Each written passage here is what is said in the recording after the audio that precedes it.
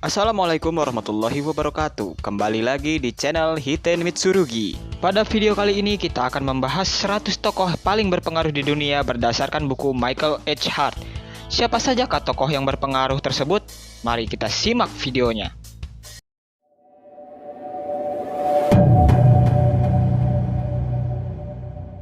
Justinian I merupakan kaisar yang terkenal karena kodifikasi hukum Romawi yang dilaksanakan di masa pemerintahannya. Kode Justinian menyelamatkan karya kreatif Romawi yang jenius di bidang jurisprudensi yang selanjutnya jadi dasar perkembangan hukum di banyak negara-negara Eropa. Kemungkinan karena tak ada kode hukum lain yang begitu punya pengaruh berjangka lama atas dunia. Justinian dilahirkan sekitar tahun 483 Masehi di Tauresium yang kini berada di wilayah Yugoslavia.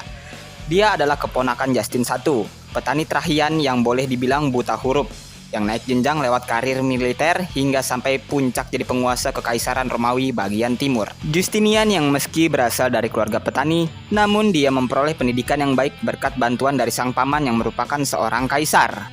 Di tahun 527 Masehi, Justin yang tak punya anak mengangkat Justinian menjadi pembantu kaisar untuk mendampinginya. Di ujung tahun itu pula, Justin meninggal. Lalu, sejak saat itu hingga kematiannya sendiri di tahun 565 Masehi, Justinian menjadi satu-satunya kaisar yang terakhir. Di tahun 476 Masehi, persis 7 tahun sebelum Justinian lahir, kekaisaran Romawi bagian barat sudah berantakan akibat gempuran suku barbar Jerman.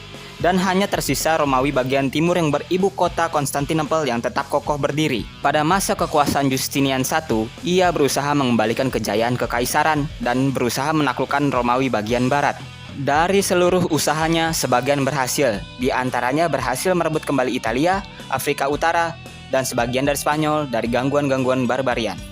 Namun pada video kali ini kita tidak akan membahas tentang Justinian I berdasarkan karir militernya, melainkan pada peranannya dalam kodifikasi hukum Romawi. Di awal-awal tahun 528 Masehi, Justinian pun naik tahta. Justinian membentuk sebuah panitia menyusun kode-kode hukum kekaisaran. Hasil pekerjaan dari kepanitiaan ini pertama kali diterbitkan di tahun 529 Masehi, kemudian diperbaharui dan didekritkan jadi hukum dalam perundang-undangan di tahun 534 Masehi. Pada saat yang sama, semua perintah dan aturan terdahulu yang tidak termasuk dalam kode dinyatakan tidak berlaku. Rancangan kodifikasi Justinian ini memiliki beberapa tahap, di antaranya adalah kodeks. Kodeks ini merupakan bagian pemula dari Corpus Juris Civilis. Lalu di bagian kedua disebut Pandeks atau Digest, adalah ringkasan dari pandangan penulis-penulis ternama soal hukum-hukum di Romawi. Lalu di bagian ketiga disebut Institutes. Institutes merupakan buku baku untuk para pelajar-pelajar ilmu hukum yang berada di Romawi. Akhirnya hukum-hukum tersebut telah disahkan oleh Justinian. Sesudah penerimaan kodeks dihimpun menjadi satu dan kemudian berubah menjadi Novellae yang diterbitkan sesudah meninggalnya Justinian. Hal tersebut diakibatkan karena kesibukan Justinian baik dalam peperangan maupun dalam administrasi pemerintahan. Tidak sempat secara pribadi merancang Corpus Juris Civilis. Kodifikasi yang diperintahkan Justinian sebenarnya digarap oleh kelompok sarjana hukum di bawah pengawasan hakim besar dan ahli hukum Tribonian. Justinian I merupakan seseorang yang memiliki semangat kerja yang luar biasa. Dia juga mengabdikan dirinya sebagai perhatiannya dalam usaha melakukan pembaharuan tata administrasi pemerintahan, termasuk sebagian gerakan yang berhasil membabat korupsi di kalangan pejabat pemerintahan. Dan tidak hanya itu, Justinian I juga memberikan dorongan untuk perkembangan perdagangan dan industri, ikut campur dalam rencana pembangunan besar perumahan rakyat. Di bawah pemerintahannya juga, banyak benteng-benteng, biara-biara, dan gereja-gereja termasuk Hagia Sophia di Konstantinopel telah dibangunnya. Namun, rencana pembangunan perumahan tersebut dan penaklukan-penaklukan yang dilancarkan membuahkan kenaikan pajak-pajak dan berbagai ketidakpuasan. Lalu, karena ketidakpuasan tersebut, di tahun 532 Masehi, pecahlah pemberontakan yang disebut pemberontakan Nika, yang hampir saja membuat Justinian I kehilangan tahta. Sesudah pemberontakan itu dilibas habis, bisa dibilang tahta Justinian I terbilang aman. Namun meski begitu, pada saat kematian Justinian I di tahun 565 Masehi, banyak orang-orang yang bersorak gembira. Di balik keberhasilan Justinian I, ternyata Justinian sendiri mendapatkan bantuan moral dari istrinya yang cakap, yaitu Theodora. Di video kali ini, Master akan membahas sedikit mengenai Theodora. Theodora sendiri lahir sekitar tahun 500 Masehi. Di masa remajanya, dia merupakan seorang aktris yang cukup terkenal. Lalu pada saat umur 20 tahun, dia pun bertemu dengan Justinian.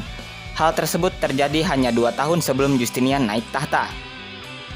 Justinian sangat paham atas kemampuan istrinya yang luar biasa. Karena itu dia sering dijadikan penasihatnya dan sekaligus dipercaya untuk melakukan berbagai tugas diplomatik.